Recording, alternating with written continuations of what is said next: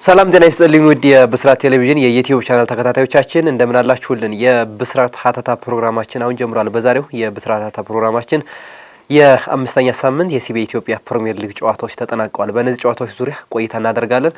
ፕሮግራሙን አዘጋጅቶ ወደ እናንተ ማድረሱ መላኩ ወልደሰንበትና እኔ አንተነህ ታረቀ ከመላው የስቱዲዮ ባለሙያዎች ጋር በጋራ በመሆን አብረናችሁ ቆይታ እናደርጋለን። እስከ ፕሮግራማችን ፍጻሜ ድረስ አብራችሁን ቆዩ።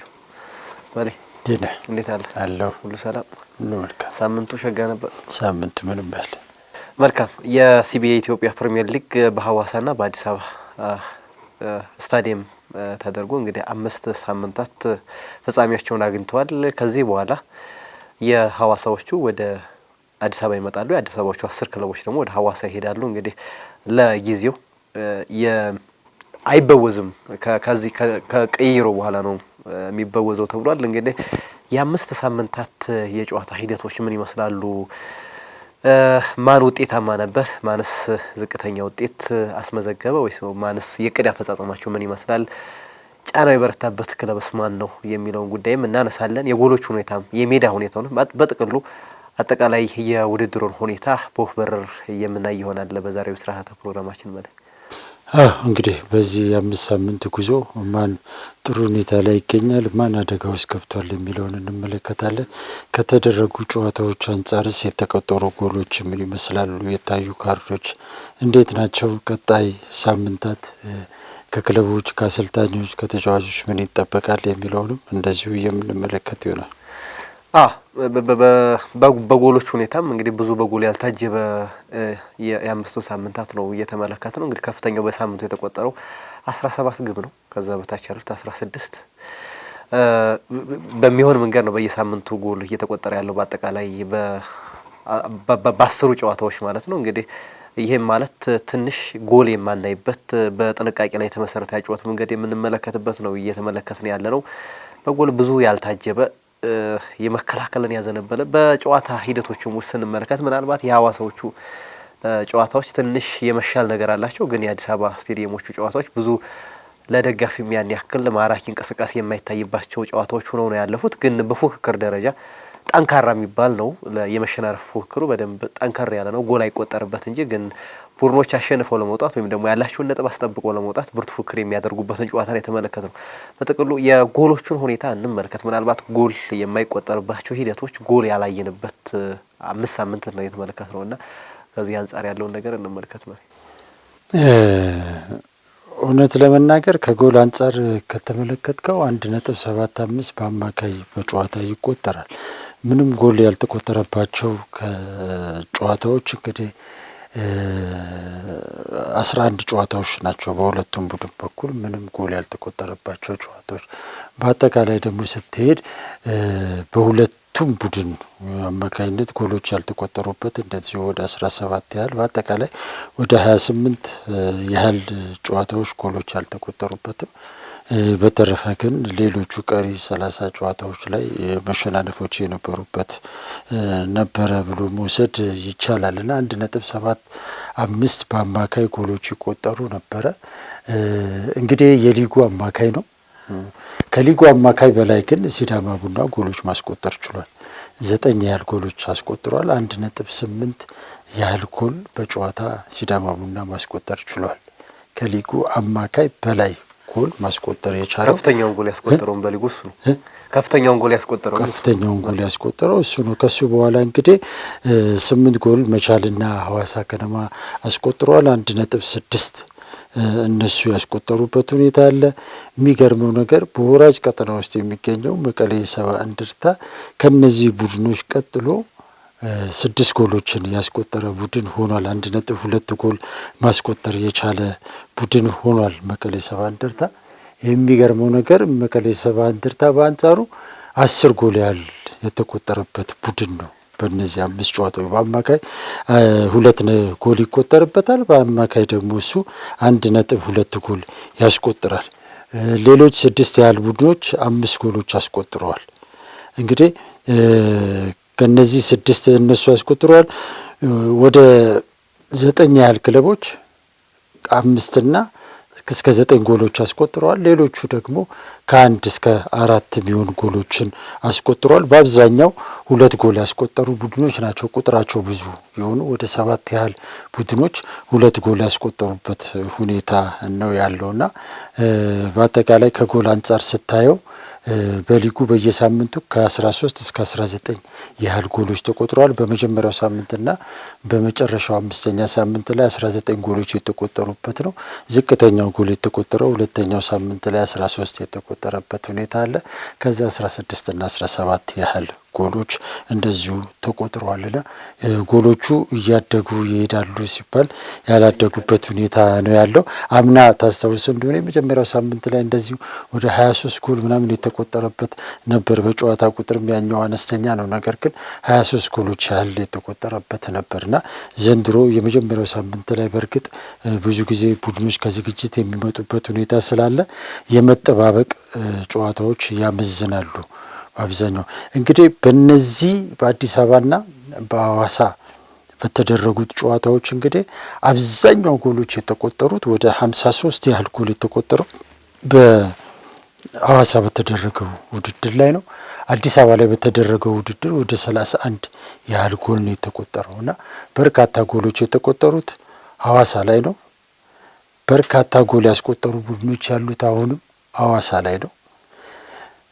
ስለዚህ ከአዲስ አበባ ይልቅ የሐዋሳው ውድድር ጠንከር ያለ ቡድኖች ያሉበት ጠንከር ያለ ፉክክር የታየበት ውድድር ነበር ብሎ መውሰድ ይቻላል። እንደ አጠቃላይ ለዚህ የተለያዩ ምክንያቶች ሊሰጡ ይችላሉ።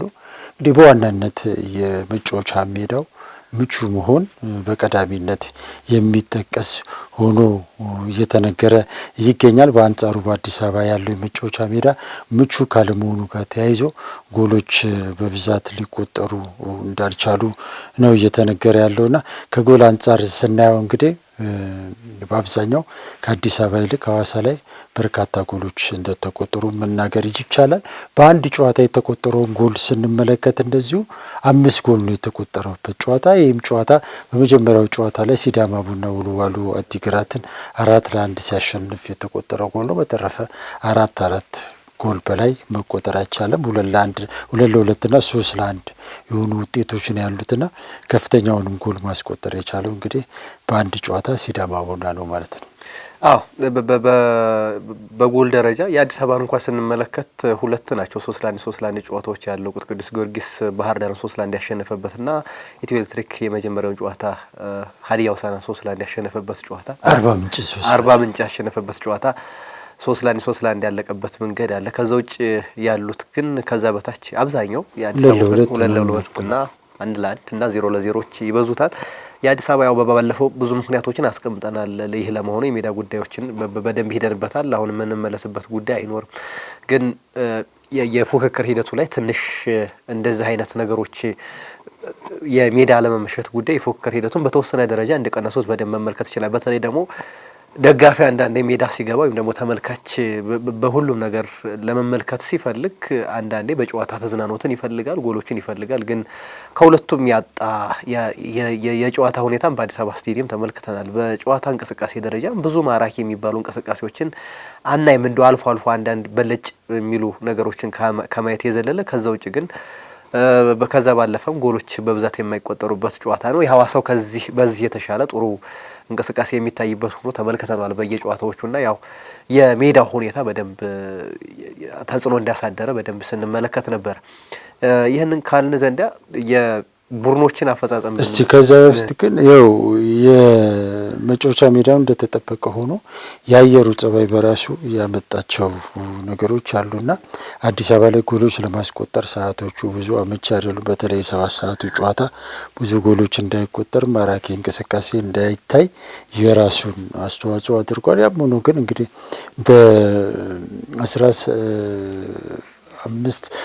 በ18 ጨዋታዎች ማለት ነው በ23 ጨዋታዎች 31 ጎሎች ነው የተቆጠሩት አዲስ አበባ ላይ ማለት ነው። እንግዲህ በአጠቃላይ 84 ጎል ነው የተቆጠሩት። ከተቆጠሩት 84 ጎሎች እንግዲህ በግለሰብ ደረጃ ካየ ነው 4 ጎሎችን ያስቆጠሩት አቤል ያለውና ያሬድ ብሩክ ሁለቱ ተጫዋቾች አራት ጎሎችን ማስቆጠር ችሏል። በኢትዮጵያ ፕሪሚየር ሊግ ላይ እንግዲህ ዘንድሮ ላይ አዲስ ፊት እንግዲህ የምናየው ያሬድ ብሩክን ነው። እንግዲህ በአጥቂ መስመር ላይ ያሬድ ብሩክ እንግዲህ በዚሁ ይቀጥልበታል ወደፊት የምናየው ሆኖ ሳለ ግን ገና ወጣት አዲስ ተጫዋች ነው። ፕላስ የመሀል ክፍል ተጫዋች ነውና ከአጥቂ ይልቅ መሀል ላይ ሲጫወት ብዙ የሚያምርበት እግር ኳስ ተጫዋች ነው። አዎ እና አሁን ላይ ግን በፊት መስመር ነው እንግዲህ ክፍተቱን ወይም ቡድኑ ጋር ያለው ከስኳድ ጥልቀት አንጻር አሰልጣኝ ተመስገን ዳና ወደው ሳይሆን ተገደው እየተጠቀሙበት ያለ ይመስለኛል በተወሰነ ደረጃ። ስለዚህ አሁን ላይ እሱ ያሬድ ብሩክ 4 ጎሎችን ማስቆጠር የቻለበት ሁኔታ ይታያል። በተረፈ ከዚህ ውጪ አሁንም በኮከብ ጎል አግቢ ፉክክር ውስጥ 4-3 እና 2 ናቸው በብዛት ያሉት። እንግዲህ ሌላው እየታየ ያለው በረከት ግዛው ነው። እንግዲህ 3 ጎሎች አስቆጥሮ እዚህ ፉክክር ውስጥ የሚገኘው። እዚህ ውስጥ ካሉት በፉክክር ውስጥ ከሚገኙ ተጫዋቾች አዳዲስ ፊቶች እንግዲህ በረከት ግዛውና ያሬድ ብሩክ ናቸው ማለት ነው። አዎ ያሬድ ብሩክና በረከት ግዛው ምናልባት ቀደም ያነሳው በሚናቸውም ደረጃ ያማካይ ተጫዋቾች ናቸው። በእርግጥ ያሬድ አሁን በአጥቂ መስመር እያጫወቱት ነው። በዛ እየተመቸው ይመስላል። ግን በእንደዚህ አይነት መንገድ መጫወቱ ምናልባት ጌታነህ ከበደን የመሰለ ጥሩ አጥቂ በሀገራችን ካሉ አጥቂዎች መካከል የሚጠቀስ አጥቂ ነው። ከሱ ጋር በመጫወቱ ምናልባት የወደፊት ኬሪየሩን ያሳድጋል፣ ልምዶችን ይቀስማል ተብሎ ይጠበቃል። በጨዋታ ረገድ ስትመለከተው ብስል ያለ ወጣት ተጫዋች አይመስልም። ቦታዎችን የሚይዝበት መንገድ ምናምንና በእጅጉ ብዙ የሚቸገር ከዛ ይልቅ እኔ አማካይ ስፍራው ላይ የተሻለ ነገር መስራት ይችላል ብዬ አስባለሁ። እዛ ጋር ፍጥነት ይፈልጋል፣ ጉልበት ይፈልጋል ምናምንና አሁን በእንቅስቃሴ አይተው ከሆነ ትላንትና ያስቆጠረውን ጎል ስታይ ከጀርባ መጥቶ የተመለሰ ኳስ ወስዶ ነው ያገባውና በአጥቂ ቦታ ላይ እኔ ወደፊትም በዛው ይሄድበታል የሚል ነገር የለኝም። ነገር ግን ያው ብልጥ ተጫዋች ስለሆነ ያው በልጅነቱ ያረጀ የሚመስል ኳስ ተጫዋች ስለሆነ ከኋላ እየሄደ ጎሎች በብልጠት ነው እያስቆጠረ ያለው አሁንም እና እንቅስቃሴዎች እያነበበ እየሄደ ነው እንጂ ቦታው የሚፈልገው ነገሮች አሉት ብዬ አላምንም እንደግል። ነገር ግን ያም ሆኖ በተሰለፈባቸው ጨዋታዎች ጎሎች እያስቆጠረ ነው። በርታ ነው ምለው ያሬድ።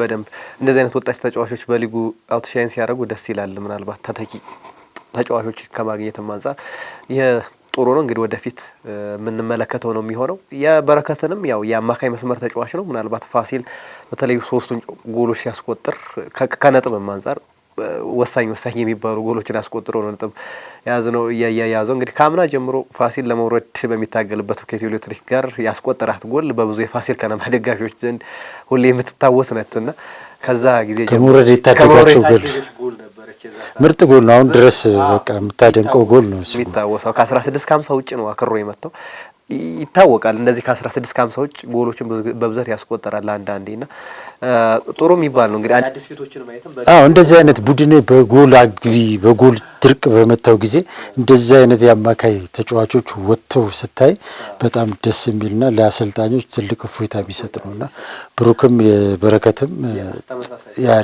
ያሬድ ብሩክ ሁለቱም ተመሳሳይ ግልጋሎት ለአሰልጣኞቻቸው ትልቅ እፎይታ ነው የሰጡት። እንግዲህ ሌላው ያው ምናልባት በሊጉ ቆየት ያለ ነው አቤል ያለው ዳግም ተመልሶ እንግዲህ በጊዮርጊስ ሌላ ግሬስን የጨመረ ይመስላል። የአቤል ያለው ጊዮርጊስ ውስጥ መምጣት ዳግም መመለሱ ለክለቡ እነዚህ ወጣት ተጫዋቾች ባሉበት ግን ጥሩ ጥንካሬን የሰጠው ይመስላል። የፊት መስመሩ በደንብ ስል እንዲሆን የመሪነት ሚናውን በደንብ አቀናጅቶ እንዲመራ ለጊዮርጊስ ጥሩ ጥቅምን እየሰጠ ያለ ተጫዋች ነው። ምናልባት በቀጣይም የኮከብ ግብ አግቢነቱን ይፎካከራል ተብሎ ከሚጠበቁ ተጫዋቾች መካከል አንዱ አቤል ያለው ነው። እንግዲህ አቤል ያለው ብልጥ ከሚባሉ አጥቂዎች መካከል አንደኛው ነው። ፈጣን ነው። ሩጫዎቹ ከባድ ናቸው፣ ለተከላካዮች ፈተና ናቸው እና አሁን ያስቆጠራቸውን ጎሎች ራሱ ስትመለከት በእንደዚህ አይነት መንገድ ነው የሚገኝበት፣ በቦታዎች ውስጥ የሚገኝበት ያው በእርግጥ ከልምድም አንጻር በስል ያለ ተጫዋችም ስለሆነ ያ ነገር ተጠቅሞታል። በጥቅሉ ግን እንደው አቤል ያለው አሁን የመስመር ተጫዋች ነው። አሁን የማል አጥቂ ሆኖ እየተጫወተ ነው እንግዲህ ያለውና እዛ ላይ ብዙ ልምድ ያለው ተጫዋች አይደለም። ብዙ ጊዜ ምቾት የሚሰማው ከመስመር እየተነሳ ጎሎች ሲያስቆጥር ነውና አሁን ግን ወደ መሀል አሰልጣኝ ፋሲል ተካልኝ ከተውታል። በአንጻሩ ደግሞ ሌላኛውን ጠንካራውን አጥቂ ደግሞ ወደ መስመር ወስደውታልና ይሄ ደግሞ ለዚህኛው አጥቂ ምቾት ይሰጠዋል ወይ የሚለው ነገር ወደፊት ውድድሮች እየበዙ ሲሄዱ የፍላጎት ግጭቶች ካልተፈጠሩ ለጊዮርጊስ ትልቅ ነገር ነውና እየራቀ ነው ያኛው ከጎል የኛው ደግሞ ጎል እያስቆጠረ ነው ያለውና እነዚህ ነገሮች አስታርቆ መሄድ ከቻለ ጊዮርጊስ ትልቅ ለውጥ ያመጣል። ፍጹም ደግሞ ማግባት ሲጀምር ደግሞ የበለጠ አጥቂ ክፍሉ ቀደም ሲልም እንደተናገር ነው አስፈሪ ከሚባሉ የአጥቂ ስፍራ ተጫዋቾች ሶስቱ ያሉት በቅዱስ ጊዮርጊስ ነውና ቅዱስ ጊዮርጊስ አሁን ላይ በአስፈሪነቱ እንዲቀጥልም ያደረጉት እነሱ ናቸውና ቅዱስ ጊዮርጊስ ጥሩ መንገድ ላይ ነው ብሎ መናገር ይቻላል። ጥሩ አፈጻጸም ያላቸውን ቡድኖች እንመልከት። ይህንን ካለ ዘንድ ምናልባት በዚህኛው በአዲስ አበባ በተደረጉት ጨዋታዎች በአዲስ አበባ ስቴዲየም የተደረጉት ጨዋታዎች ላይ ጥሩ አፈጻጸም ያላቸው ቡድኖች ኢትዮ ኤሌክትሪክና ቅዱስ ጊዮርጊስ ጥሩ አፈጻጸም አላቸው ብሎ መናገር ይቻላል። ኢትዮ ኤሌክትሪክ ብዙ አልተጠበቀም፣ ግን ጥሩ እንቅስቃሴን አድርጓል። እስካሁንም ሽንፈትም አላጋጥመውም። በጥሩ መንገድ የአምስት ሳምንታት ጉዞን በጥሩ መንገድ ደምድሟል ብሎ መናገር ይቻላል። በአንጻሩ ቅዱስ ጊዮርጊስ በሸገር ከተማ ተሸንፏል። ከዛ ውጭ ያሉትን ጨዋታዎች ግን አልተሸነፈም። በወጣት ተጫዋቾች የተዋቀረ ነው፣ ግን ጥሩ የሚባል ኮምባይኔሽን ያለው ጥሩ የሚባል ውቅር ያለው ቡድን እንደሆነ በደንብ ተመልክተናል። ሜዳ ላይ ካየናቸው ቡድኖች መካከል በሐዋሳ መቻል፣ ፋሲል ከነማ የመሳሰሉት ቡድኖች ጥሩ እንቅስቃሴን ያደረጉ ነው። ሲዳማ ቡናን ሳንረሳ ሊጉ መሪ ነው። ቀድመም ስታነሰው እንደነበረው ከፍተኛ ጎሎችን ያስቆጠረው ቡድንም እሱ ነው። የእነዚህን የጥሩ አፈጻጸም ያላቸውን ቡድኖች እንመልከት። እንግዲህ ያፈጻጸማቸው መነሻ የሚሆነው የሊጉ አማካይ ነጥብ ነው። አሁን በሊጉ 2.25 እየተመዘገበ ነው ያለው አንድ ቡድን እያስመዘገበ ያለው ነጥብ ማለት ነው። እስካሁን በተደረጉት 5 ጨዋታዎች እንግዲህ ወደ 9 ያህል የሚሆኑ ቡድኖች 55 ከመቶና ከዛ በላይ አፈጻጸም ማሳየት ችለዋል። እንግዲህ ከነዚህ 9 ቡድኖች እንግዲህ በቀዳሚነት የሚጠቀሰው 2.4 እያስመዘገበ ያለው ሲዳማ ቡና ነው። ሲዳማ ቡና በቀዳሚነት የሚጠቀስ ቡድን ነው። ቀሪ ጨዋታ አንድ ጨዋታ እያቀረው ቅዱስ ጊዮርጊስ በ4 ጨዋታ እያስመዘገበ ያለው 9 ነጥብ ነው። ወደ 2.2 አካባቢ ቅዱስ ጊዮርጊስም እያስመዘገበ ያለበት ሁኔታ ነው የምትመለከተው። ከዛ ውጭ ያሉት እንግዲህ እነ መቻልና ፋሲል ከተማ፣ መብራት ኃይል እንደዚሁ 11 ነጥብ አላቸው። ወደ 73 ከመቶ አፈጻጸም አላቸው እነሱ። ሐዋሳ ከተማ 10 ነጥብ አለው እሱ እንደዚሁ 67 ከመቶ አፈጻጸም አለው። ሌሎቹ እነ ድሬዳዋና አዳማ 9 ነጥብ አላቸው።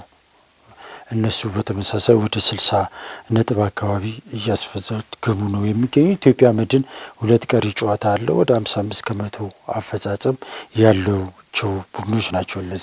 እነዚህ እንግዲህ እስካሁን በተደረጉት የሊግ ጨዋታዎች ላይ ጥሩ አቋም ያሳዩ በአግባቡ የሚፈልጉትን ነገር እያሳኩ ያሉ ቡድኖች ናቸው። በኢትዮጵያ ፕሪሚየር ሊግ እንግዲህ ዋንጫ ለማንሳት የሚያስፈልገው በአማካኝ 2 ነጥብ ማስመዝገብ ነው። ስለዚህ ከዚህ አንጻር እነዚህ ቡድኖች አትሊስት ለዛ ተጠግተው ያሉ ቡድኖች ናቸው። ሲዳማ ቡና በትክክለኛው ትራክ ላይ ይገኛል። ቅዱስ ጊዮርጊስ በትክክለኛው ትራክ ላይ ይገኛል። በቃ አሁን ያላቸው አካሄድ የሚቀጥሉ ከሆነ የሊጉን ዋንጫ ሊያነሱ የሚችሉት ከሁለት አንዱ ናቸው ብለ አሁን ላይ ልትናገር ትችላለህ። በቀጣይ የሚመዘገቡት እንደተጠበቁ ሌሎቹም እንግዲህ 73-60 ከመቶ አፈጻጸም አላቸው። ስለዚህ እነዚህም ቡድኖች ለዋንጫው የተጠጉ ቡድኖች ናቸውና የዋንጫው ቡድኖች ከፊት አሁን ላይ ያሉ ይመስለኛል። ሌሎቹ እንግዲህ በአብዛኛው ከኋላ ያሉት ቡድኖች ምን ያህል ገፍተው ወደዛ ይመጣሉ የሆነ ፍንጭ የሚሰጥክ ያለ ይመስለኛል። እዛ 11ዱ ላይ ያለው ግሩፕ በብዛት አምናም በአብዛኛው እዛ ጋር የነበሩ ናቸው። የተወሰኑት ናቸው አሁን ወጥተው ወደ ላይ የሄዱት። ኢትዮ ኤሌክትሪክ፣ ፋሲል ከተማ በአስደናቂ ሁኔታ ወደ አናት ወጥተዋል። በተረፈ ግን አብዛኞቹ ቡድኖች አምናም እዛ አካባቢ ላይ ሲተራመሱ የነበረበት ሁኔታ ነው ያለው። ድሬዳዋ ከተማ አምናም እዚህ ወቅት ላይ ካናት የነበረበት ሁኔታ ነው ያለው። እሱ በኋላ ላይ ነው ብዙ ጊዜ የሚንሸራተተው። አሁን ወደ ላይ መጥቷል። እሱም እንደዚሁ ወራጅ የነበረው ሌላው አዳማ ከተማ ነው። አዳማ ከተማም አሁን በጥሩ አጀማመር ላይ ይገኛል። በሊጉ እስካሁን ድረስ ምንም ጎል ያልተቆጠረበት ክለብ ነው። ግን ደግሞ ደካማም አጥቂ ክፍል ያለው ነው። 2 ጎል ነው ያስቆጠረው እስካሁን በተደረጉ 5 ጨዋታዎች 2 ጎል ብቻ ያስቆጠረ፣ ምንም ጎል ያልተቆጠረበት ቡድን ግን አስገራሚው የሊጉ ቡድን ነው አዳማ ከተማና አዳማም ወደ ላይ የመጣበት ሁኔታ አለ። በተረፈ ግን እታች ያሉት በተለይም 3ቱ የትግራይ ክለቦች ዘንድሮ የተሻለ ስብስብ ይዘው ነገር ግን የተሻለ ውጤት የሌላቸው ቡድኖች ሆነዋል። ወልዋሎ ዓዲግራት ልክ እንዳምነው ዘንድሮም ሊጉን ከታች እየመራ ይገኛል። መቀሌ ሰባ እንደርታ በርካታ ትላልቅ ተጫዋቾችን የሰበሰበ በጣም ጥሩ ሊባሉ የሚችሉ ተጫዋቾች ያሉት ከአምናው በተሻለ የተጠናከረ ክለብ ነው። እሱም የሚገኘው እዛው ወራጅ ቀጠናው ላይ ነው ያለውና ስዑል ሽረም እንደዚሁ ከአምናው የተሻለ ስብስብ ሰብስቧል። ልምድ ያላቸው ልጆች በብዛት አሉት። ነገር ግን እሱ በሚፈለገው ደረጃ እየሄደ አይደለም። ወላይታ ዲቻ እንደተመለከትከው ነው የመጀመሪያ ነጥቡን እንግዲህ በ5 ጨዋታ አሁን ነው ያገኘው። እንደዚህ እያልክ ስትሄድ ብዙዎቹ ከ11ዱ ክለቦች አሁንም በቀጣይ በዚሁ ወራጅ ቀጠና ላይ የሚገኙ ከ40% በታች አፈጻጸም ያላቸው ቡድኖች ናቸው። ሀዲያ ሆሳዕናም በየጨዋታው የሚታትር የሚታገል ቡድን ነው፣ ግን ውጤት ማስመዝገብ የተሳነው ቡድን ሆኖ ተመልክተነዋል። በየጨዋታው ካሁን ጎል ሊያገባ ይችላል ብለ የምትጠብቀው የሆነ ነገር እንዳለው የምታይበት ነገር አለ ሀዲያ ላይ። ነገር ግን ያ ነገር በውጤት እስካልታጀበ ድረስ ከባድ ነው የሚሆነውና ከዚህ አንጻር ከተመዘገበ ውጤት አንጻር በያዝነው ሳምንት ወላይታ ዲቻ አሰልጣኙን አሰናብቷል። ቀጣይ በዚህ ሳምንት የምንሰማቸው ስንብቶች ይኖራሉ የሚል ግምት አለ። ከተመዘገበው ውጤት አንጻር የትኛውም ክለብ የትኛውም አሰልጣኝ የትኛውንም ማስተባበያ መስጠት አይችልም። በቃ ደካማ የሚባል አፈጻጸም ነው ያስመዘገቡት 11ዱ ክለቦች።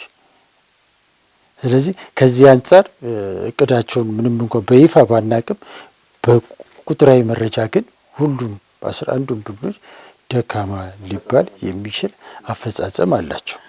ስለዚህ ከዚህ አንጻር አንዳንድ ክለቦች ጋር ምንሰማቸው ወሬዎች አሉ። ስለዚህ ሊሰናበቱ እንደሚችሉ ትመለከታል።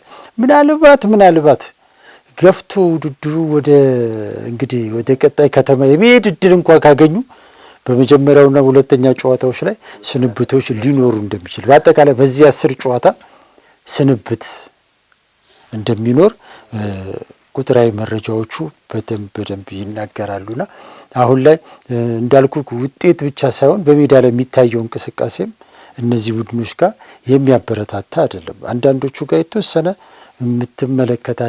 የምታያቸው ብልጭ ድርግም የሚሉ ነገሮች እንዳሉ ታያለ። ግን በአብዛኛው ቡድኖች ጋር ያለው ነገር ግን ብዙ ተስፋ ሰጪ የሚባል ነገር አይደለምና ከዛ አንጻር ስንብቶች እንጠብቃለን። ኢትዮጵያ ፕሪሚየር ሊግ ላይ የተለመደ ነው እንግዲህ በመጀመሪያ 5 ጨዋታዎች አሰልጣኞች ይሰናበታሉ። አምናም ሲዳማ ቡና የተለያዩ ክለቦች ጋር እንደዚሁ የተመለከትነው ስንብቶች አሉ። ባለፉት ዓመታትም እንደዚህ አይነት ነገሮች አሉና ዘንድሮም ያ ነገር እንደሚኖር መረጃዎች ይናገራሉ። ለማሰናበትም ለመቅጠርም የማይራራ ሊግ ነው ያለን። ብዙ የማይራራ ሊግ ነው ያለን። ለማሰናበትም ለመቅጠርም ብዙ ችግር ያለበት ሊግ። በነገራችን ላይ አሁን በእርግጥ ከተመዘገበው ውጤት አንጻር ነው አሁን መታየት ያለበት ነገር ሁሉ ጊዜ የሚመዘገበው ነገር ውጤት ነው። ሁሉ ጊዜ ቡድን እንደነገርኩክ ነው። ቡድን እያፈረስክ አትገነባም። ውጤት እያጣክ ጊዜ ይሰጠኝ ማለት አይቻልም። እግር ኳስ ነው፣ የትም ዓለም ላይ ያለ ነገር ነው። በየትኛውም መልኩ ውጤትን እያስጠበቅ ነው ያለህን ነገር ልታስቀጥል የምትችለው እንጂ ቲሙ ውጤት እያጣ አንተ ጊዜ ይሰጠኝ ብለህ ማለት ይሄ ግላይነት፣ ራስ ወዳድነት ነው እንጂ እግር ኳሳዊ አይደለም። በእግር ኳስ የሚታይ ነገር ከቅድ ከዓላማ ጋር የሚሄድ ነገር ካላመጣ መሰናበት ግድ ነው። ለምሳሌ አሁን ኢትዮጵያ ቡና ደጋፊ ትናንትና ተመልክተው ከሆነ ያው ቅሬታው ተቃውሞ ቀጥሏል። አሁን ይሄ ደጋፊ ለምን ትቃወማል ለምን አትታገስም ብለህ ብትለው የሚያሳምን ውሃ የሚቋጥር ነገር የለም። ምክንያቱም አሁን እየተመዘገበ ያለው 4 ነጥብ ነው። ከ15 ነጥብ 4 ነጥብ ማለት ወደ 27 ከመቶ ማለት ነው። ይሄን ነጥብ እያስመዘገብክ ታገሰኝ ማለት ምን ማለት ነው? እስቲ አሰልጣኙ ክለቡን ተናግሯል። ታሪኩም የክለቡ ታሪክ ያለፉት 2-3 ዓመታት ታሪክም የሚነግርህ ምንድነው? ቡና ቤስት 3 ውስጥ ሆኖ የመጨረስ አቅም እንዳለው ነው የሚነግርህ። ስለዚህ እዛ ጋር የመጨረስ አቅም ያለው ቡድን አሁን እያስመዘገበ ያለው ውጤት የቱ ጋር ነው? ስለዚህ ይህን እንዴት ነው የምታስታርቀው? ማስታረቀው እኮ አይቻልም። በጣም ከእንትኑ ከቅዱ ርቀሃል። ስለዚህ እንደዚህ ብሎ ነገር እግር ኳስ ላይ የለም። አንዳንድ ወገኖች አሰልጣኙ ቢል አይፈረድበትም። እሺ አንዳንድ ወገኖችም ጊዜ ይሰጠው አሰልጣኙ ጊዜ ይሰጠው ቦርዱ የሚሉ አሉ። ግን የትኛው ጊዜ ነው የምትሰጠው? ቤቱ ቲሙ እኮ ብትሰጠው ምንድን ነው የሚመጣው? ኮንፊደንስ እኮ እያጣን ነው አይደል? ትናንትና አይተሃል። ከዚህ በፊት በነበሩ ጨዋታዎች ላይ ተጫዋቾቹም አትሊስት የሆነ ነገር ነበራቸው ብለህ ትላለህ። አሁን ግን ተጫዋቾቹ ጋር ያለው ነገርም እየወረደ የመጣበት ከሳምንት ሳምንት የተጫዋቾቹ ፐርፎርማንስ እንኳን እየወረደ የመጣበት ሁኔታ ነው እየተመለከትክ ያለው። ይሄን እያየ ባለበት ሁኔታ ጊዜ ቢሰጥስ ምንድን ነው? አብይ ካሳሁን እኮ አይሰናበት፣ አመት ሙሉም ከቲሙ ጋር ይቀጥል። ግን የሚመጣው ውጤት እሱንም ቲሙንም ይመጥናል ወይ የሚለው ነገር በደንብ መታየት። እግር ኳሳችን የሚሰፈር የሚቆጠር የሚለካ መሆን መቻል አለበት። ሁል ጊዜ በግምትና በቲፎዞ መሆን የለበትም። በቃ አንድ ሰው ሲሰናበት በምክንያት ሲቆይም በምክንያት መሆን አለ። ምክንያቱ ደግሞ ቁጥር ነው። በቃ እግር ኳስ ቁጥር ነው። በቃ ከቁጥር ውጪ አይደለም። ስለዚህ በቁጥር እንነጋገር። በቃ ሲዳማ ቡና ጥሩ ነው ብለን ስንል ነገርኩ ያለፉት አመታት አማካይ ዋንጫ የሚበላ ቡድን 2 ነጥብ ነው ያመጣል። አሁን ሲዳማ ቡና 2.4 እያመጣ ነው። ከቅድ በላይ እየሄደ ነው። በቃ ጥሩ አፈጻጸም ነው፣ ቀጥል፣ ብራቮ ነው የምትለው። ኢትዮጵያ ቡና በዛ ሌቭል ያለ ክለብ ነው፣ ግን እያመጣ ያለው ነጥብ ግን ስንት ነው? የት ነው ብስቲ ለመናገር እንኳን እንትን አይልምና ሁለቱ ቡድኖች አሁን ለምሳሌ ባለፉት 5 ዓመታት በየአመቱ ለዋንጫ የሚባሉ ቡድኖች ናቸው። በፕሪሚየር ሊጉ ላይ ደግሞ ያለፉትን 5 ዓመታት ታሪካቸውን ብታይ በቀውስ ውስጥ ያሉ ክለቦች ናቸው። ኢትዮጵያ ቡና ባለፉት 5 ዓመታት 6 አሰልጣኝ ቀይሯል። በ5 ዓመት ውስጥ 6 አሰልጣኝ ቀይሯል ኢትዮጵያ ቡና። ሲዳማ ቡና በአንጻሩ 7 አሰልጣኝ ቀያይሯል በዚህ 5 ዓመት። በቃ ምንም መረጋጋት የሌላቸው በእውቀት በእውነት ላይ ተመስርተው የማይሰሩ ክለቦች ናቸው። በቃ እኔ አይደለሁም ይሄን የሚለው ቁጥሩ ነው የሚለው። ስለዚህ በዚህ እንደዚህ እየተመራክ እንደዚህ እየሄድክ እንዴት ነው ዋንጫ ልታገኝ የምትችለው? ስለዚህ መነጋገር ያለብን በቁጥር ነው እንጂ አንዱን በመጥላት አንዱን በመደገፍ የሚሆን ነገር የለም። ስለዚህ ቁጥር ላይ ተመስርቶ የትኛውንም ውሳኔ መወሰን ይቻላል፣ ያስፈልጋል። እየወሰንክ አሁን ሲዳማ ቡና ላይ እና ኢትዮጵያ ቡና ላይ ያሉ አመራሮች አሁን ጊዜ ይሰጣቸው የሚባሉ ናቸው። ይቆዩ የምትላቸው 6 ጊዜ ወስኖ ተሳስተዋል፣ 7 ጊዜ ወስኖ ተሳስቷል የቡናን ቦርድ የሲዳማን ቦርድ። ስለዚህ በቃ እነሱ ነው ሪዛይን ማድረግ ያለባቸው፣ እነሱ ነው መልቀቅ ያለባቸው። ደጋፊው እስኪጮህ ድረስ ውቅጡ እስኪላቸው ድረስ ለምንድን ነው የሚጠብቁት? 6 ጊዜ ተፈትነ 6 ጊዜ ከወደክ ምንድን ነው? ደጋፊው እኮ ችሏል። ከዚህ በላይ መቻል አለ? ከዚህ በላይ መታገስ አለ? ደጋፊው እኮ መደነቅ ነው ያለበት። የሁለቱ ክለብ ደጋፊ በተለይ በጣም መደነቅ ነው ያለበት። በጣም ትዕግስተኞች ናቸው፣ ቻዮች ናቸው። ይናገራሉ። እንዲህ ሲሏቸው ደግሞ ተመልሰው እሺ ብለው ደግሞ ይጠብቃሉ። ስለዚህ እንደ አጠቃላይ ልናገር የፈለኩት አሁን ለአጠቃላይ ለሁሉም የ20 የኢትዮጵያ ፕሪሚየር ሊግ ክለቦች ማንንም አሰልጣኝ የምታቆየው የምታሰናብተው በቁጥር መሆን መቻል አለበት። ከቅድ አንጻር ማሄድ ከሆነ ማሰናበት፣ የምታየው ነገር ያንን የሚያስኬድ ከሆነ ደግሞ እግር ኳሳዊ በሆኑ ቴክኒካል ግምገማዎች አድርገህ መወሰን ይቻላል። ሁለቱ ክለቦች ጋር ስትሄድ እኮ ቴክኒክ ዳይሬክተር የሚባል ነገር የላችሁም። አሁን ሲዳማ ሞከረ፣ አንድ ጊዜ ያመጣ አባረረ። በቃ አያምኑም በእነሱ ስሜትና ፍላጎት። እነሱ ደግሞ ስለ እግር ኳስ አያውቁ፣ የቴክኒክ ሰዎች አይደሉ፣ መሀላቸውም የለም እንደዛ አይነት ሰው። ዝም ብሎ እግር ኳስ መመልከትና እግር ኳስን ማወቅ የተለያዩ ነገሮች ናቸው።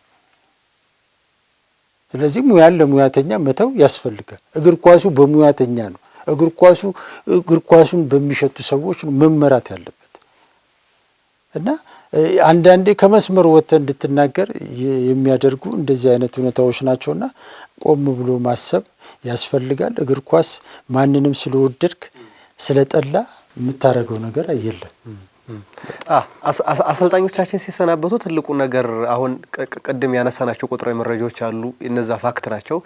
እነሱን መሰረት አድርገህ ልታሰናብት ወይም ደግሞ ልትቀጠር ትችላለህ። ግን አሰልጣኞቻችን ሲቀጠሩ ያንን አሳይመንት ወስደው ነው የሚቀጠሩት የሚለው ነው ትልቁ ጥያቄ የሚሆነው። አሁን 5 ጨዋታ ይህን ያክል ውጤት ማስመዝገብ አለብህ፣ 4 ጨዋታ ላይ ይህን ያክል ውጤት ማስመዝገብ አለብህ፣ ቀጣይ ላይ ደግሞ እዚህ ደረጃ ላይ መገኘት አለብህ ወይም ደግሞ ዋንጫ ማንሳት አለብህ ብለህ ለአንድ አሰልጣኝ የመስጠት ኃላፊነትና ግዴታ ይኖርብሃል። ወይም ደግሞ አሰልጣኙም ሲመጣ እዛ ክለብ የሚያሳካት የሚፈልገው ነገር አለ።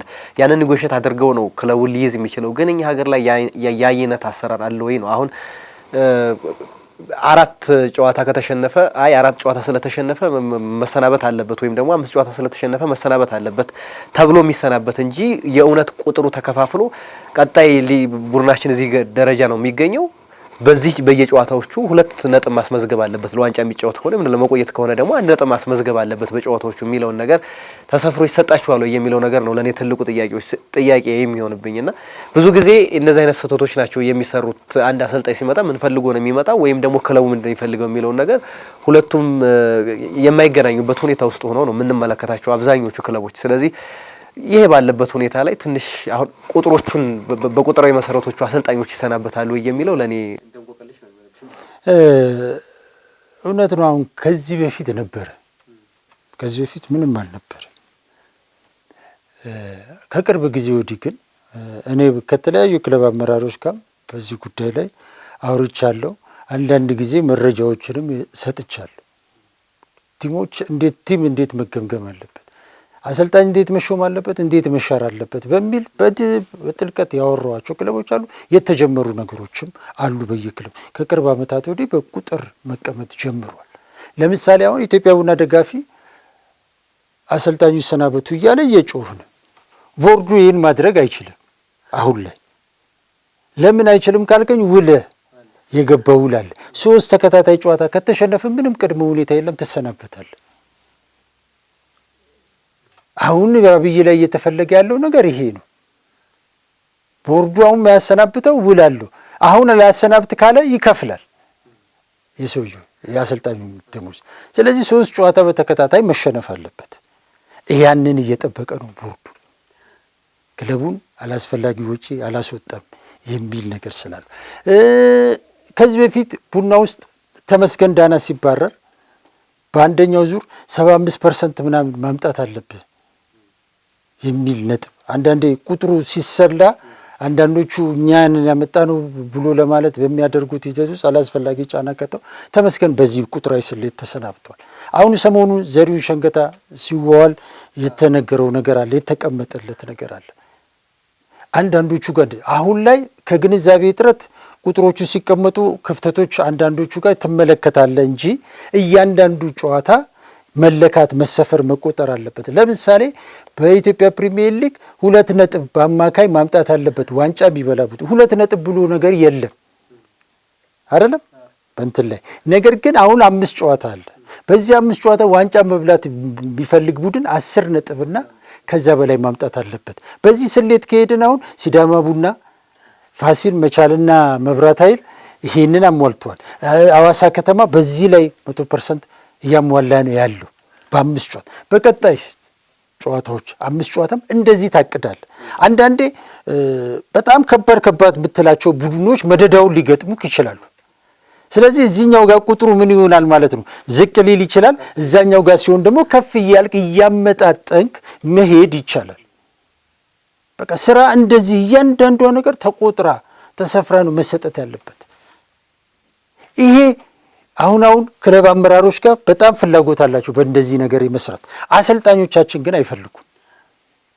አሁን ትልቁ ክፍተት ያለው አሰልጣኞቹ ጋር ነው። ሲሰናበቱ ጊዜ ሳይሰጡ ምናምን ይላል። መተህ በቁጥር ስትደራደር በቁጥር ለምን አትደራደርም? ለምንድን ነው ጫና የምትቀበለው አንተ? ዝም ብለህ ለመስረቅ አይመችም። አይ በቁጥር ሲቀመጥ ለማጭበርበር አይመች። ማንንም ኮምፕሌን ፈረንጆቹ እኮ ሪዛይን የሚያደርጉት የተለየ ፍጡር ሆኖ አይደለም፣ በቁጥር ስለሚሰሩ የተሰጣቸው ጊዜ አለ። በዚህ ጊዜ ነው ውጤት ማመጣው። አንደኛ ዙር ላይ ውጤት ከኔ ያጠብቁ መደራደር እኮ ይቻላል። እኔ አንደኛ ዙር ላይ ከዚህ 30% በላይ አላመጣም። ትችላለህ እኮ ከዛ በኋላ ግን አመጣለሁ። ያንን ስትል ግን ምክንያታዊ ሆነ በሰነድ በምን የተደገፈ መረጃ ካቀረብ አመራሩ ለምንድን ነው የማይቀበልክ? ይቀበላል። በዚህ ረገድ ክፍተት ያለባቸው አሰልጣኞች ናቸው። ብዙዎቹ አሰልጣኞች በዚህ ረገድ አይሰሩም። ቁጥር ስትላቸው አይ ጠንካራ ተፎካካሪ ይላል። በሊጉ ላይ መቆየት ነው እቅዴ ይላል። ምንድን ነው መቆየት? እንዴት ነው የሚቆየው? ስንት ነጥብ ስታመጣ ነው የምትቆየው? እንዴ ጠንካራ ተፎካካሪ ማለት ስንት ነው? አይ ወገብ ላይ ያለ ቡድን ስንት? ማን ወገብ ላይ ሁሉ ጊዜ የሚኖር ቡድን አለ?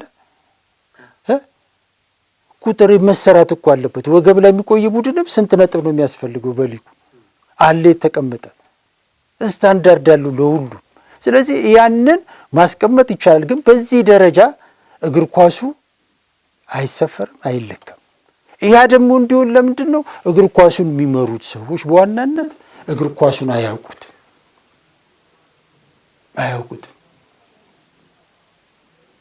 ለዚህ ነው ችግር እየተፈጠረ በየጊዜው ውዝግብ እግር ኳሱ የሚኖረው እንጂ እግር ኳስ ምንም ማያጣላ ማያጨቃጭቅ ሙያ ነው። ከሌላው ሙያ የሚታይ ነው። በቃ ማንም እኔ ሊሸፍንልህ ሊደብቅልህ አይችልም። በቃ ራሱ ይናገራል። ስለዚህ በዛ መሰረት መሄድ ያስፈልጋል። ያ እንዲሆን ግን ጽህፈት ቤቱም እግር ኳሱን የሚያውቁ የሚሸቱ ሰዎች መሆን አለባቸው። ቴክኒክ ዲፓርትመንት ክለቦቻችን ሊኖራቸው ይገባል። አሰልጣኞቻችን በእውቀት በእውነት ላይ ተመስርተው የሚሰሩ መሆን መቻል አለባቸው። በዋናነት እኔ እንዲያውም ከአመራሩም በጣም የምፈርደው አሰልጣኞቹ ላይ አሰልጣኞቹ ጋር በጣም ክፍተት አለ። በቃ ሲሰናበቱ የሆነ ነገር ሲመጣ ብቻ መጥተው እዚህ እኛ ጋር እየየ ይላሉ፣ ግን እዛ በእውቀት አይሰራም። ስለዚህ አሁን ላይ እንደ ድሮ ዝም ብሎ መሄድ አይቻልም ብዬ ምልክ በተደጋጋሚ ጊዜ ይልሃለሁ አይደል? በቃ አይቻልም። አሁን ዘመኑ ይሄን አይፈቅድም። በቃ ቁጥርና ቁጥር አምጣ እና ያ ነው ችግሩ እንጂ በቁጥር የመስራት ነገር እንዳልከው ድሮ ላይ በቃ ጠንካራ ተፎካካሪ ማድረግ፣ ለዋንጫ የሚጫወት ቡድን ማድረግ፣ ላለመውረድ በሊጉ ላይ የሚቆይ ቡድን በቃ እንደዚህ ነው የሚገለጽ የነበረው። አሁን ግን ቀርቷል። እንደዚህ ለዋንጫ እጫወታለሁ ካልክ 60 ምናምን ነጥብ ያስፈልጋል፣ 60ና ከዛ በላይ። ላለመውረድ እጫወታለሁ ካልክ በበፊቱ 16 በነበሩት በሰዓት 35 ነጥብ እና ከዛ በላይ ማምጣት አለብን። በቃ ቁጥር ነው እንጂ አሁን ላይ የጠንካራ ተፎካካሪ ለዋንጫ የሚጫወት ሊጉ ላይ መቆየት የሚል ቋንቋ ቀርቷል። የለም ግን መሌ አሁንም እኮ አሰልጣኞቻችን አብዛኞቹ እንደዛ ነው የሚሉት።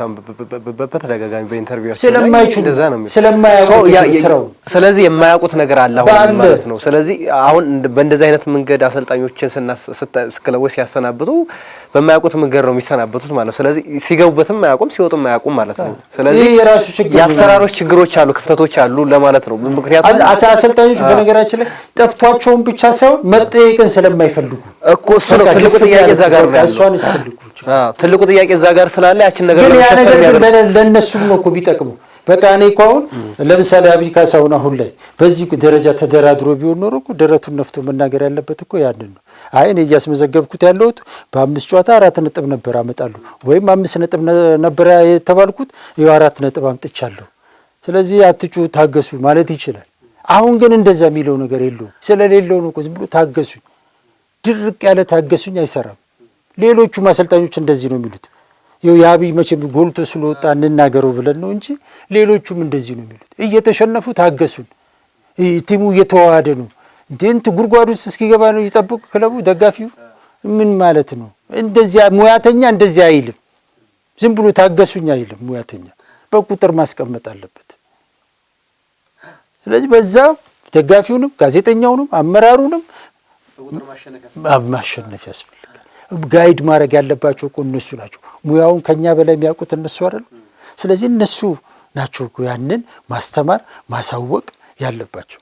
ለአመራሩም ቢሆን ማስተማር አለባቸው። ይሄንን በዚህ ተቹኝ፣ በዚህ አባሩኝ፣ በዚህ ሸልሙኝ፣ በዚህ እንዲያደርጉኝ ብሎ ማለት አለ።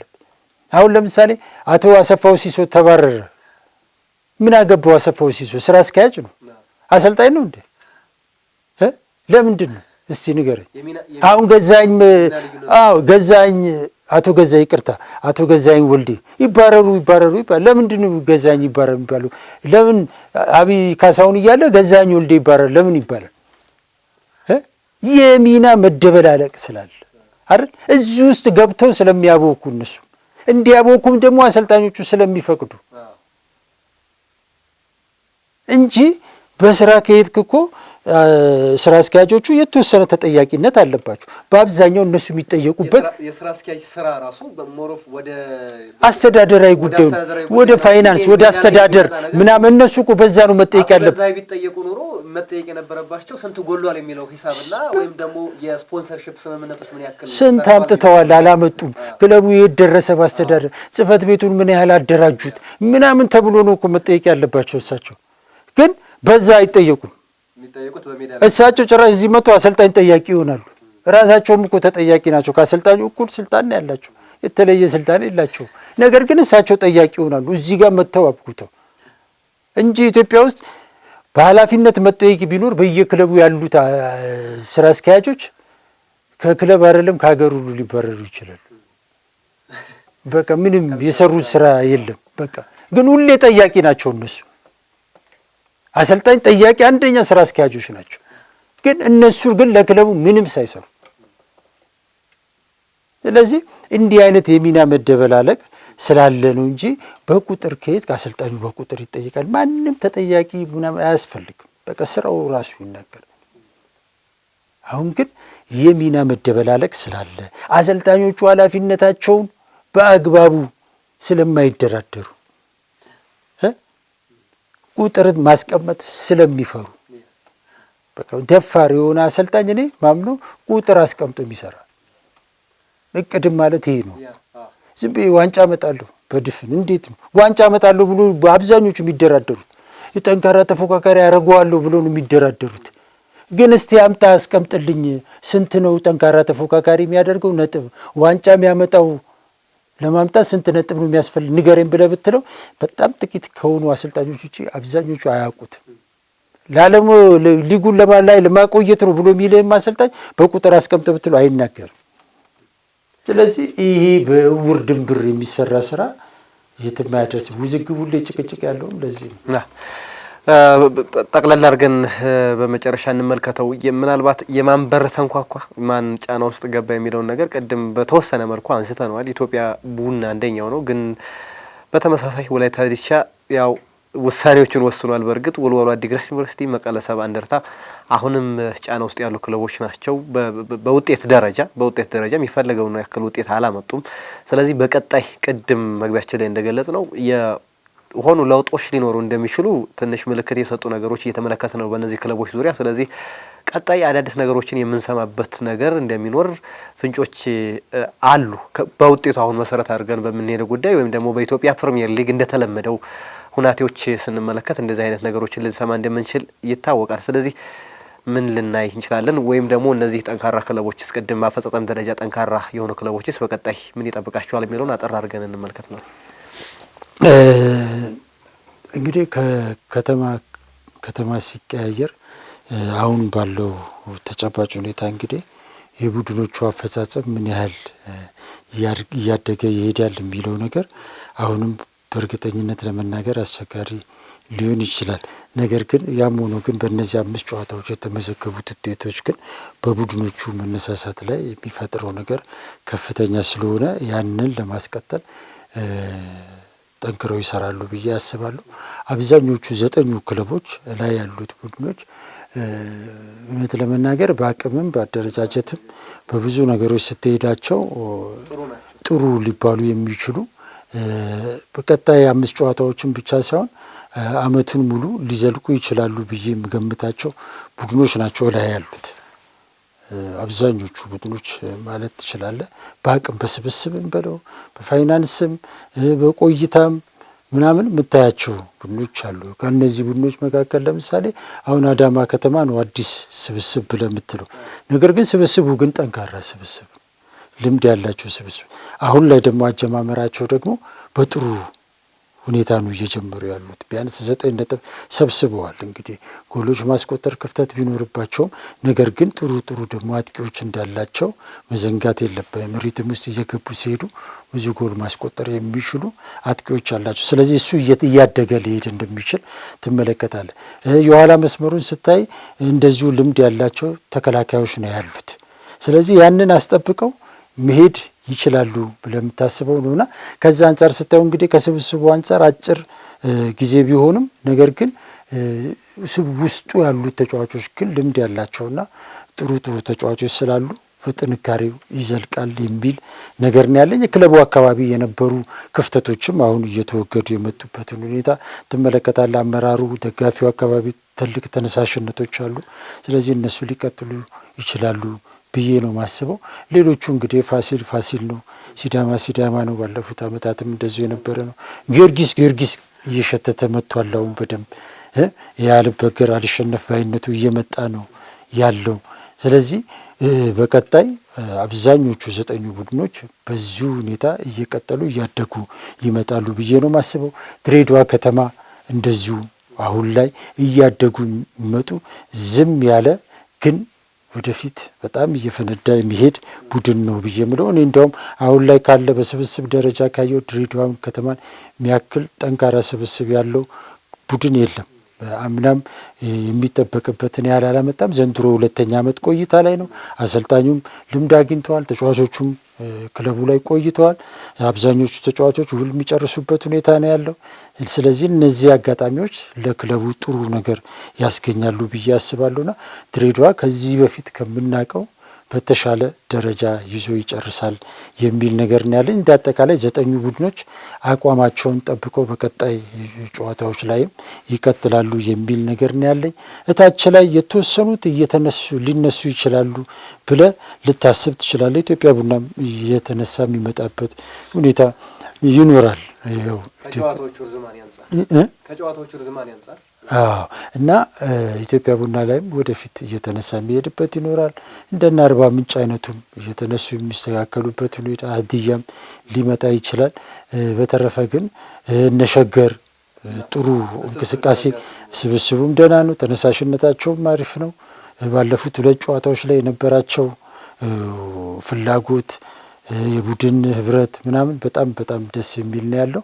ሸገር ከተማም እያደገ ሊመጣ የሚችል ቡድን እንደሆነ ይሰማኛል። በተለይም ደግሞ ሐዋሳ ላይ ውድድሩ ሲሄድ የበለጠ የጎሉ ሊወጡ የሚችሉ ቡድኖች አሉ እታች ላይ።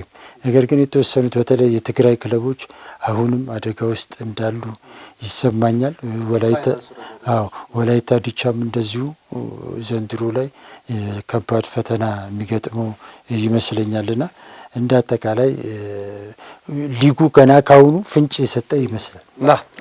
በሚገባ ብዙ ነገሮችን አሁን በደንብ ፕሪዲክት እንድናደርግ እድል የሰጠ ይመስላል። ይሄ የ5 ሳምንታቱ ቆይታ ማን የትኛው ደረጃ ላይ ይገኛል፣ ማን ከፍ ይላል፣ ማን ዝቅ ይላል የሚለውን በተወሰነ መልኩ መነሻ ወይም ደግሞ ፍንጭ እንድናገኝ ያደረጉ ውድድሮችን ተመልክተናል። ግን በቀጣይ ምናልባት ገና ጨዋታዎቹ ብዛት ያላቸው በመሆናቸው ከፍ ያሉት ዝቅ ሊሉ እንደሚችሉ ወይም ደግሞ ዝቅ ያሉት ከፍ ሊሉ እንደሚችሉ ይህ የጨዋታው ቁጥር መብዛት እድል እንደሚሰጥ ምንም ብዙ የሚያነጋግር ጉዳይ አይደለም። ስለዚህ በቀጣይ ደግሞ ጨዋታዎቹ እየበዙ በሄዱ ቁጥር፣ ጨዋታዎቹ እየጨመሩ በሄዱ ቁጥር ውጥረቱ በደንብ እየባሰ በደንብ ጥንቃቄው በዛው ልክ እየጨመረ ነጥቦች የሚጥሉ ቡድኖች ሊበዙ ይችላሉ። ወይም ነጥቦች ሊያገኙ የሚችሉ ቡድኖች አሁንም እየበዛ በሚሄድበት ቁጥር ምናልባት በኢትዮጵያ ፕሪሚየር ሊግ አሁን እንዳየነው ከሆነ ያቻ ውጤቶች የሚበዙበት ሊግ ይመስላል። ምናልባት የአዲስ አበባ ከተማን እንደው የአዲስ አበባ ላይ የተደረገውን የሜዳ ጉዳይ ያነሳን እንጂ በጥንቃቄ ደረጃ አሁንም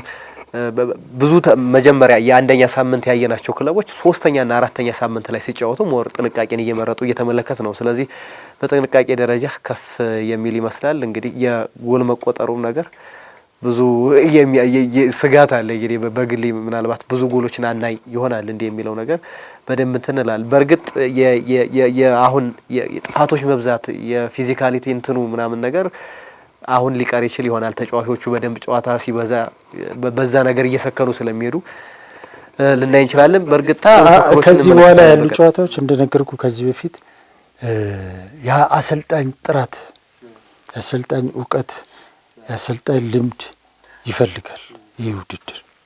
ስለዚህ ከዚህ በኋላ የሚደረጉ ጨዋታዎች አብዛኞቹ የአሰልጣኞቹን ብቃት፣ አቅም፣ ችሎታ የሚጠይቅ ስለሚሆን ጨዋታዎቹ ከዚህ በኋላ በአሰልጣኞች ቁጥጥር ስር የሚውል ይመስለኛል። እንዳሁኑ እንደፈለግ የምትራገጥበት ምን የምትልበት ሁኔታ አይኖርም። የአሰልጣኞቹ በታክቲክ የማጠር ሁኔታ ይኖራልና እንዲያውም 35 ከመቶ ነው እስካሁን እኮ ባቻ ውጤት የተጠናቀቁ 65 ከመቶ በመሸናነፍ የተጠናቀቀ ጨዋታ ነው ያለውና ካሁን በኋላ ነው እንዲያውም በአብዛኛው ጨዋታዎቹ እየጠበቡ ይመጡና አቻ ውጤቶች ሊመዘገቡ ይችላሉ ብዬ የማስበው። ምክንያቱም አሁን ተጫዋቾቹ በጉልበታቸውም ከታክቲክም ከምንም እየወጡ የሚሄዱበት ሁኔታ አለ። ካሁን በኋላ ግን ሁሉም ቡድኖች እርስ በርስ ስለተያዩ ጨዋታዎቹ እየጠበቡ የሚመጡበት ሁኔታ ነው የሚኖረውና ከምንም በላይ የአሰልጣኞች አቅም፣ ልምድ፣ የታክቲክ እውቀት በተለይ የሚታይበት ነው ብዬ ነው ማስበው። ከዚህ በኋላ እንግዲህ ብዙ ነገሮች እንመለከታለን። የኢትዮጵያ ፕሪሚየር ሊግ ፉክክርም በደንብ የሚጦፍበት ይሆናል ተብሎ ይገመታል። ውድ ተመልካቾቻችን የ2018 የሲቢኤ ኢትዮጵያ ፕሪሚየር ሊግ የ5 ሳምንታት ቆይታ ምን ይመስላል በሚለው ርዕሰ ጉዳይ ላይ ቆይታ ያደረግንበት የዛሬው የብስራት አተታ ፕሮግራማችን የተከታተላችሁትን ይመስል ነበረ። ፕሮግራሙን አዘጋጅቶ ወደ እናንተ በማድረሱ መላኩ ወልደሰንበትና እኔ አንተነህ ታረቀ ከመላው የስቱዲዮ ባለሙያዎች ጋር በጋራ ሆነን አብረናችሁ ቆይታ አደረግ። እናንተም ያላችሁን ሀሳብ አስተያየት፣ እንዲሁም ደግሞ የፕሪሚየር ሊጉን ምልከታችሁን በኮሜንት ሴክሽን ላይ አጋሩን። ሰናይ ጊዜን ተመልከት።